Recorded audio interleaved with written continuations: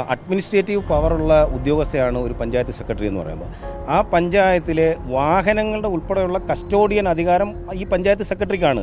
ഈ വാഹനം ഉപയോഗിക്കുന്നതിനെ ചൊല്ലി ഉണ്ടായ തർക്കമാണ് ഇത്രയും വലിയ വിഷയത്തിലേക്ക് വന്നത്. ഒരു ദളിത് സ്ത്രീ ആയതുകൊണ്ട് അവരെ ജാതീയമായിട്ട് അധിക്ഷേപിക്കുക, അവരെ മുറിക്കകത്ത് പൂട്ടിയിടുക, അവരുടെ വാഹനം തടയുക, ഇത്തരത്തിലുള്ള കാര്യങ്ങളാണ് ഒരു പ്രസിഡന്റ് ചെയ്യുന്നത്. അദ്ദേഹം 25ഓളം കേസിലെ പ്രതിയാണ് ഈ പഞ്ചായത്ത് പ്രസിഡന്റ്. അവരെ തുണി അഴിച്ച് കളഞ്ഞ് റോഡിലൂടെ നടത്തുമെന്നാണ് ഈ പഞ്ചായത്ത് പ്രസിഡന്റ് പ്രഖ്യാപിച്ചിരിക്കുന്നത്. വെള്ളനാട് ശശി എന്ന് പറഞ്ഞ ആൾ ഇപ്പം ഈ മുള്ളം പന്നിയെ അടിച്ചു കൊന്നു. ആ കേസിൽ പുള്ളി അന്വേഷണം നേരിട്ടുകൊണ്ട് ഒളിവിൽ പോയിരിക്കുവാണ്. CPMന്റെ ഒരു പഞ്ചായത്ത് പ്രസിഡന്റ് ആണല്ലോ ഇദ്ദേഹം. അപ്പോൾ തീർച്ചയായിട്ടും ഇപ്പോൾ ഈ ഭരണത്തിന്റെ മറവിൽ വലിയ ഒരു സംരക്ഷണമാണ് പോലീസും സർക്കാരും ഈ ഒരു പ്രസിഡന്റിന് നൽകിയിരിക്കുന്നത്. നമസ്കാരം. തിരുവനന്തപുരം വെള്ളനാട് ഗ്രാമപഞ്ചായത്ത് പ്രസിഡന്റായ വെള്ളനാട് ശശി നടത്തുന്ന അതിക്രമങ്ങളെക്കുറിച്ചുള്ള വാർത്തകൾ നിരന്തരം പുറത്തു വന്നുകൊണ്ടിരിക്കുകയാണ്. ഇക്കഴിഞ്ഞ ദിവസമാണ് വെള്ളനാട് ഗ്രാമപഞ്ചായത്തിലെ സെക്രട്ടറിക്ക് നേരെ ഈ പഞ്ചായത്ത് ഓഫീസിൽ വെച്ച് വെള്ളനാട് ശശി അതിക്രമം നടത്തിയത്. ഇതിന് പിന്നാലെയാണ് അദ്ദേഹത്തിനെതിരെ മറ്റൊരു കേസ് കൂടി വരുന്നത്. അതായത് കാട്ടുപന്നിയെ തല്ലിക്കൊന്നതുമായി ബന്ധപ്പെട്ടുള്ള കേസാണ് പിന്നീട് പോലീസ് എടുത്തത്. നിരവധി കേസുകളാണ് ഈ വെള്ളനാട് ശശിക്കെതിരെ പോലീസ് എടുത്തിരിക്കുന്നത്. CPM നേതാവ് കൂടിയാണ്.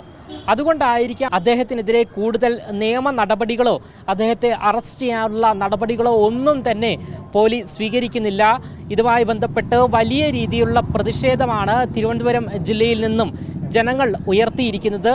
ഇവിടെ പഞ്ചായത്ത് സെക്രട്ടറിയെ അതിക്രമിച്ച സംഭവത്തിൽ വളരെ വലിയ പ്രതിഷേധമാണ് മറ്റൊരു കോണിൽ നിന്നും ഉയർന്നു വരുന്നത്. ഈ ഒരു സാഹചര്യത്തിൽ കേരളത്തിലെ SC/ST സംയുക്ത സമരസമിതി വലിയ രീതിയിലുള്ള പ്രതിഷേധം നടത്തുവാൻ വേണ്ടി നിലവിൽ തീരുമാനിച്ചിരിക്കുകയാണ്. ഈ സാഹചര്യത്തിൽ ഇപ്പോൾ മറുനാടനോട് ഈ സംയുക്ത സമരസമിതിയുടെ സംസ്ഥാന ഭാരവാഹികൾ പ്രതികരിക്കുകയാണ്. വെള്ളനാട് ശശിക്ക് ഒരു ദളിത് വിഭാഗത്തിൽപ്പെട്ട ഒരാൾ പഞ്ചായത്ത് സെക്രട്ടറി ആയിട്ടിരിക്കുമ്പം അദ്ദേഹം പ്രസിഡൻ്റായിട്ടിരിക്കുന്ന ആ ഒരു പഞ്ചായത്തിൽ ഒരു ദളിത് വിഭാഗത്തിൽപ്പെട്ട ഒരു സ്ത്രീ അങ്ങനെ ഇദ്ദേഹത്തിൻ്റെ മുകളിലേക്കുള്ള ഒരാളാണോ താഴേക്കുള്ള ആളാണോ എന്നുള്ള ഒരു കൺഫ്യൂഷൻ പുള്ളിക്ക് തന്നെ ഉണ്ട്. കാര്യം അഡ്മിനിസ്ട്രേറ്റീവ് പവറുള്ള ഉദ്യോഗസ്ഥയാണ് ഒരു പഞ്ചായത്ത് സെക്രട്ടറി എന്ന് പറയുമ്പോൾ ആ പഞ്ചായത്തിലെ വാഹനങ്ങളുടെ ഉൾപ്പെടെയുള്ള കസ്റ്റോഡിയൻ അധികാരം ഈ പഞ്ചായത്ത് സെക്രട്ടറിക്കാണ്. ഈ വാഹനം ഉപയോഗിക്കുന്നതിനെ ചൊല്ലി ഉണ്ടായ തർക്കമാണ് ഇത്രയും വലിയ വിഷയത്തിലേക്ക് വന്നത്. അപ്പോൾ അത് ഒരിക്കലും ഒരു ജാതീയമായിട്ടുള്ള ഒരു അധിക്ഷേപത്തിലേക്ക് കൊണ്ടുപോകാൻ ഒരു പൊതുപ്രവർത്തകൻ, ഒരു രാഷ്ട്രീയ പാർട്ടിയുടെ പ്രവർത്തകൻ എന്നുള്ള നിലയിൽ ഒരിക്കലും ഈ പഞ്ചായത്ത് പ്രസിഡന്റ് തയ്യാറാകാൻ പാടില്ലായിരുന്നു. അത് ഉദ്യോഗസ്ഥർ തമ്മിൽ പല പഞ്ചായത്തിലും ഇത്തരത്തിലുള്ള വിഷയങ്ങളൊക്കെ ഉണ്ടാവാറുണ്ട്. അതൊക്കെ തന്മയത്തോടുകൂടി പരിഹരിച്ചു പോകേണ്ടത് പഞ്ചായത്ത് പ്രസിഡന്റിൻ്റെയും സെക്രട്ടറിയുടെ കൂടെ അധികാരമാണ്.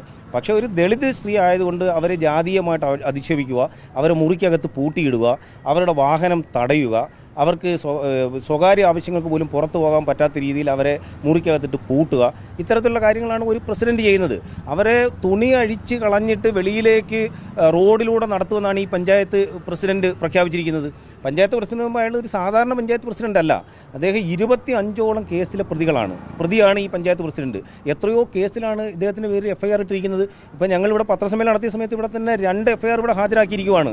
അപ്പോൾ ഈ സംസ്ഥാന ആഭ്യന്തര വകുപ്പ് മന്ത്രിയുടെ മൂക്കിൻ്റെ കീഴിലുള്ള ഈ തമ്പാനൂർ പോലീസ് സ്റ്റേഷനിൽ ഇദ്ദേഹം ഈ 2 ദിവസം മുമ്പ് ഹാജരായി. ഇത്രയും വലിയ ഒരു ക്രിമിനൽ, ഇത്രയും FIR ഇട്ട് നിൽക്കുന്ന കേസിലെ പ്രതി ഹാജരായപ്പോൾ പോലീസ് അദ്ദേഹത്തിന് സ്വാഭാവിക ജാമ്യം കൊടുത്ത് പുറത്താക്കിയിട്ട് ഇപ്പോൾ തൻ്റെ ഒളിവിൽ കഴിയാനുള്ള അവസരം പോലീസ് ഒരുക്കി കൊടുത്തിരിക്കുകയാണ്. ഹൈക്കോടതിയിൽ നിന്ന് ആൻറ്റിസിപ്പേറ്ററി ബെയിൽ എടുക്കാനുള്ള ഒരു സൗകര്യങ്ങളാണ് പോലീസ് ഒരുക്കി കൊടുത്തിരിക്കുന്നത്. അതുകൊണ്ട് പോലീസിൻ്റെ ഭാഗത്തു നിന്നുള്ള വീഴ്ച വളരെ രൂക്ഷമാണ്. ഈ സർക്കാർ ദളിതർക്കെതിരായിട്ട് പ്രവർത്തിക്കുന്ന ഒരു സർക്കാരായി മാറരുത് എന്നുള്ള ഒരു അപേക്ഷയാണ് ഞങ്ങൾക്ക് പറയുവാനുള്ളത്. ദളിത് വിഭാഗത്തിൻ്റെ ഒരു ശക്തിയായിരുന്നു ഇടതുപക്ഷ മുന്നണി പ്രസ്ഥാനങ്ങൾക്ക് ഇത്രയധികം വേരോട്ടം കേരളത്തിൽ ഉണ്ടാക്കിയെടുക്കുവാൻ കഴിഞ്ഞത്. ആ ദളിത് വിഭാഗത്തിൽപ്പെട്ട ആൾക്കാരെ സംരക്ഷിക്കുവാനും അവരെ ഉപദ്രവിക്കുന്നവർക്ക് നേരെ നടപടി എടുക്കുവാനും ഈ സർക്കാർ തയ്യാറാവാതെ ഈ വരാൻ പോകുന്ന നിയമസഭാ തെരഞ്ഞെടുപ്പിൽ ഈ സർക്കാർ ഈ ഇടതുമുന്നണി ഭരണത്തിലേക്ക് വരുവാൻ വേണ്ടിയുള്ള മത്സരത്തിന് വന്നു കഴിഞ്ഞാൽ തീർച്ചയായിട്ടും ഇത് ദളിത് വിഭാഗത്തിൽപ്പെട്ട ഈ സമൂഹം ഇത് ഏറ്റെടുക്കും. തീർച്ചയായിട്ടും ഈ പറയപ്പെട്ട ഇടതുപക്ഷ പ്രസ്ഥാനങ്ങളിൽ പ്രവർത്തിക്കുന്ന ദളിത് വിഭാഗത്തിൽപ്പെട്ട നേതാക്കന്മാരും പ്രവർത്തകരും അടക്കം ഈ സർക്കാരിനെതിരാകും. ഉണ്ടാകുമെന്നുള്ള കാര്യത്തിൽ യാതൊരു സംശയവുമില്ല. CPM തന്നെയാണ് ഇതിന് ഇയാൾക്ക് സംരക്ഷണം വരും. തീർച്ചയായിട്ടും CPMൻ്റെ ഒരു പഞ്ചായത്ത് പ്രസിഡന്റ് ആണല്ലോ ഇദ്ദേഹം.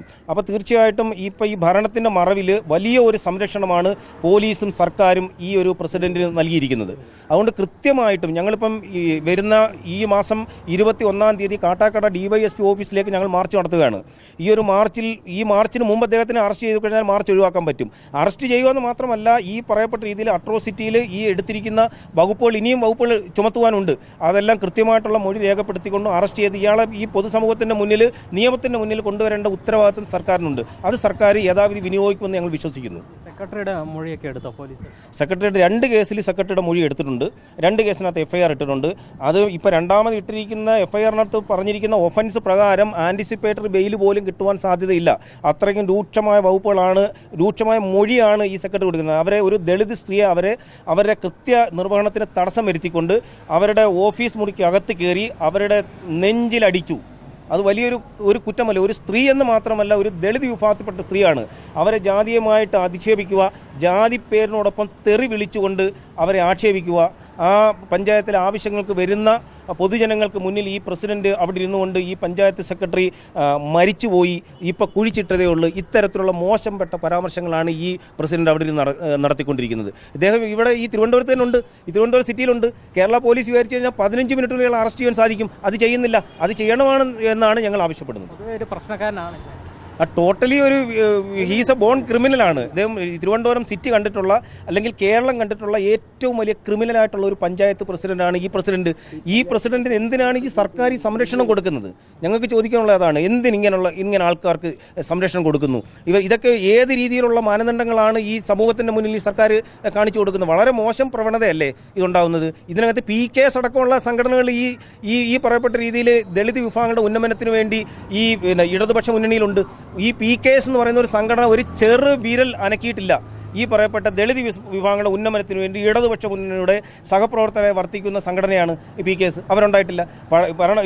പ്രതിപക്ഷ കക്ഷിയിൽപ്പെട്ട ദളിത് കോൺഗ്രസ് ഈ പറയപ്പെട്ട കാര്യങ്ങളിൽ ഇടപെട്ടിട്ടില്ല. അവരൊക്കെ ഈ സമുദായ സംഘടനകൾ, രാഷ്ട്രീയ പാർട്ടികളുടെ സമുദായ സംഘടനകൾ, ഇതൊക്കെ ഇത്തരം വിഷയങ്ങൾ ഉണ്ടാകുമ്പം ഈ ഉൾവലിഞ്ഞു പോകുന്നത് കൊണ്ടാണ് ഞങ്ങൾ ഈ പറയപ്പെട്ട രീതിയിൽ ഞങ്ങൾ ദളിത് കൂട്ടായ്മയ്ക്ക് രൂപം കൊടുത്തുകൊണ്ട് വിവിധ ദളിത് സംഘടന നേതൃത്വത്തിൽ ഇത്തരം പ്രക്ഷോഭ പരിപാടികൾക്ക് ഞങ്ങൾ രൂപം നൽകുവാൻ തീരുമാനിച്ചത്. ഏതെങ്കിലും മുതിർന്ന CPM നേതാക്കളുടെ കൃത്യമായുള്ള സംരക്ഷണം വെള്ളനാട് ശശിക്ക് ലഭിക്കുന്നുണ്ടോ? തീർച്ചയായിട്ടും ഉണ്ടായിരിക്കുമല്ലോ. ഭരണകക്ഷിയിൽപ്പെട്ട പ്രസിഡന്റ് ആകുമ്പം തീർച്ചയായിട്ടും ഭരണകക്ഷിയിൽപ്പെട്ട ഉന്നതന്മാരുടെ സ്വാധീനം തീർച്ചയായിട്ടും പോലീസിന് ഉണ്ടാകും. അവർ പോലീസിനെ സ്വാധീനിക്കും. അതുകൊണ്ട് ഇദ്ദേഹത്തിനെ അറസ്റ്റ് ചെയ്യാതെ ഏതെങ്കിലുമൊക്കെ രീതിയിലൂടെ പഴുതുകൾ ഒരുക്കി കൊടുത്തുകൊണ്ട് രക്ഷപ്പെടാനുള്ള മാർഗ്ഗങ്ങൾ അവരുണ്ടാക്കിയെടുക്കും. ഞങ്ങളുടെ പത്രസമ്മേളനത്തിൽ പറഞ്ഞു, ഈ നമ്മുടെ റാപ്പ് ഗായകൻ വേടൻ ഒരു ഡ്യൂപ്ലിക്കേറ്റ് പുലിനകം കയ്യിൽ വെച്ചെന്നും പറഞ്ഞുകൊണ്ട് അദ്ദേഹത്തെ വേട്ടയാടി, അദ്ദേഹത്തെ അറസ്റ്റ് ചെയ്തു. അദ്ദേഹത്തിന് മാധ്യമത്തെ മുന്നിൽ വളരെ മോശമായിട്ട് ചിത്രീകരിച്ചു. ഈ പറയപ്പെട്ട വെള്ളനാട് ശശി എന്ന് പറഞ്ഞ ആൾ ഇപ്പം ഈ മുള്ളം പന്നിയെ അടിച്ചു കൊന്നു. ആ കേസിൽ പുള്ളി അന്വേഷണം നേരിട്ടുകൊണ്ട് ഒളിവിൽ പോയിരിക്കുവാണ്. ഈ സിറ്റിക്കകത്ത് കിടന്ന് ഈ സറൗണ്ടിങ് ഒരു 10 കിലോമീറ്ററിനുള്ളിൽ തന്നെ ഇദ്ദേഹം ഉണ്ട്. അദ്ദേഹത്തിന് ക്യാച്ച് ചെയ്യാൻ ഈ പോലീസിന് കഴിയുന്നില്ല. എന്തുകൊണ്ട് കഴിയുന്നില്ല? വേടനെ പോലുള്ള ആൾക്കാർക്ക് ഒരു നിയമവും, വെള്ളനാട് ശശി എന്ന് പറയുന്ന പഞ്ചായത്ത് പ്രസിഡന്റിന് മറ്റൊരു നിയമവും. അതൊരിക്കലും ജനാധിപത്യ കേരളത്തിന് ഭൂഷണമല്ല. അപ്പോൾ ഞങ്ങൾക്ക് ആവശ്യപ്പെടാനുള്ളതെന്ന് പറഞ്ഞാൽ, വെള്ളനാട് ശശി എന്ന് പറയുന്ന പഞ്ചായത്ത് പ്രസിഡന്റ് അദ്ദേഹത്തിന് CPM നിന്ന് പുറത്താക്കണം. അത് ഞങ്ങളെ ഒന്നാമത്തെ ആവശ്യമാണ്. കാരണം പഞ്ചായത്ത് ഒരു സെക്രട്ടറിയെ, ഒരു കേരളത്തിൽ ഒരു പൊസിഷനിലിരിക്കുന്ന അല്ലെങ്കിൽ ഒരു ഗസറ്റഡ് റാങ്കിലിരിക്കുന്ന ഒരു പട്ടികജാതി വിഭാഗത്തിൽപ്പെടുന്ന ഒരു സ്ത്രീയെ ജാതീയമായി അധിക്ഷേപം നടത്തുകയും അവരെ മാറിൽ കയറി പിടിക്കുകയും അവരെ വസ്ത്രത്തിൽ കയറി പിടിക്കുകയും അധിക്ഷേപിക്കുകയും അവരെ വസ്ത്രം ഊരി റോഡിൽ കൂടെ നടത്തുമെന്ന് പറഞ്ഞ പഞ്ചായത്ത് പ്രസിഡന്റ് CPMൻ്റെ പ്രതിനിധിയാണ്. ആ CPMൻ്റെ പ്രതിനിധി ഇതിനകത്ത് വ്യക്തമായി പാർട്ടിയിൽ നിന്ന് ഇയാൾ എന്ത് ചെയ്യണം? പുറത്താക്കി മാതൃക കാണിക്കണം. കാരണം കേരളത്തിലോട് ദളിതന് ഇവിടെ പ്രശ്നമില്ല, അല്ലെങ്കിൽ ഇവിടെ വർഗീയ കലാപങ്ങളില്ല, പട്ടികജാതിക്കാർ ചേർത്ത് പിടിക്കുന്നു എന്ന് പറയുമ്പോൾ കേരളത്തിലെ കമ്മ്യൂണിസ്റ്റ് പാർട്ടി ഇതിനകത്ത് മറുപടി പറയണം. ഇദ്ദേഹത്തിനെ സംരക്ഷിക്കാതെ മാതൃകാപരമായി ഈ പാർട്ടിയിൽ നിന്ന് പുറത്താക്കിക്കൊണ്ട് ഇദ്ദേഹത്തിൻ്റെ നിയമത്തിൻ്റെ മുമ്പിൽ ഹാജരാകുന്നതിലേക്ക് വേണ്ടിയുള്ള നടപടികൾ CPM കൈക്കൊള്ളണമെന്നുള്ളതാണ് ഞങ്ങൾക്ക് പറയാനുള്ളത്. നിലവിൽ പഞ്ചായത്ത് സെക്രട്ടറിക്കെതിരെ പ്രതികാര നടപടി എന്തെങ്കിലും സ്വീകരിക്കാൻ സർക്കാർ തയ്യാറായിട്ടുണ്ടോ? എങ്ങനെ? തീർച്ചയായിട്ടും ഇപ്പോൾ അത് നടന്നുകൊണ്ടിരിക്കുകയാണ്. ഇപ്പോൾ പഞ്ചായത്ത് സെക്രട്ടറിയെ അവിടെ നിന്ന് അടിയന്തരമായി സ്ഥലം മാറ്റുക എന്നുള്ളതാണ് ഇപ്പോൾ അവർ ചെയ്യുന്ന ഒരു നീക്കമെന്നാണ് അറിയാൻ കഴിഞ്ഞിട്ടുള്ളത്. അപ്പോൾ നമ്മളൊന്ന് നോക്കുക, ഈ രാജ്യത്ത് ഒരു കുറ്റകൃത്യം നടന്നു. അവിടുത്തെ പഞ്ചായത്ത് സെക്രട്ടറി മാത്രമല്ല, ഒരു സ്ത്രീയാണ്, ഒരു വനിതയാണ്. ആ വനിതയെ ആ ഗ്രാമപഞ്ചായത്തിൻ്റെ പ്രസിഡന്റ് ആക്രമിക്കുന്നു. അയാൾക്കെതിരെ പോലീസ് കേസെടുക്കുന്നു.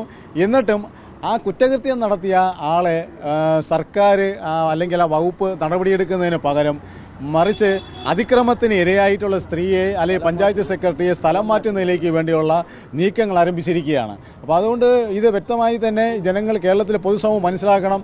ഈ നീക്കം അത് ഉപേക്ഷിക്കണം.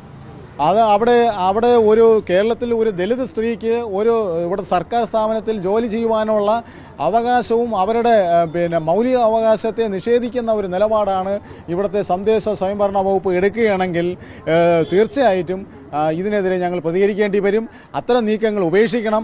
അവർക്ക് അവിടെ സുരക്ഷിതമായിരുന്ന പഞ്ചായത്ത് ജോലി ചെയ്യുവാനുള്ള അവസരം ഗവൺമെൻറ് ഉണ്ടാക്കി കൊടുക്കണമെന്നാണ്. ഈ ഗവൺമെൻറ് ആ സെക്രട്ടറിയെ മാറ്റുവാനുള്ള നിലപാടുകൾ അവിടെ എടുക്കുകയാണെങ്കിൽ അത് തീർച്ചയായിട്ടും വരുന്ന നിയമസഭാ തെരഞ്ഞെടുപ്പിൽ അത് പ്രതിധ്വനിക്കും. അത് കേരളത്തിലെമ്പാടും ചർച്ച ചെയ്യപ്പെടുമെന്നുള്ളതാണ് പറയാൻ കഴിയുന്നത്. ഇവർ നമ്മളോട് വ്യക്തമാക്കുന്നത് 20-ലധികം കേസുകളിലെ പ്രതിയാണ് ഈ CPM നേതാവ്. എന്നിട്ട് പോലും സംസ്ഥാന സർക്കാരോ പോലീസ് അധികാരികളോ ഇവരെ സംരക്ഷിക്കുന്ന നിലപാടാണ്. ഇതുവരെയും അറസ്റ്റ് ചെയ്യുന്നില്ല എന്നാണ് പറയുന്നത്. CPM ഇയാൾക്ക് കൃത്യമായി സംരക്ഷണ വലയം ഒരുക്കുന്നു എന്നുള്ള ആരോപണവുമാണ് ഉയർന്നു വരുന്നത്. അതേസമയം തന്നെയാണ് നിലവിൽ പഞ്ചായത്ത് സെക്രട്ടറിയായ സിന്ധുവിനെ സ്ഥലം മാറ്റാനുള്ള ശ്രമവും നിലവിൽ സർക്കാർ തലത്തിൽ നടന്നുകൊണ്ടിരിക്കുകയാണ്. ക്യാമറമാൻ അഖിൽ അശോകിനൊപ്പം അമൽ രുദ്ര, മറുനാടൻ മലയാളി, തിരുവനന്തപുരം.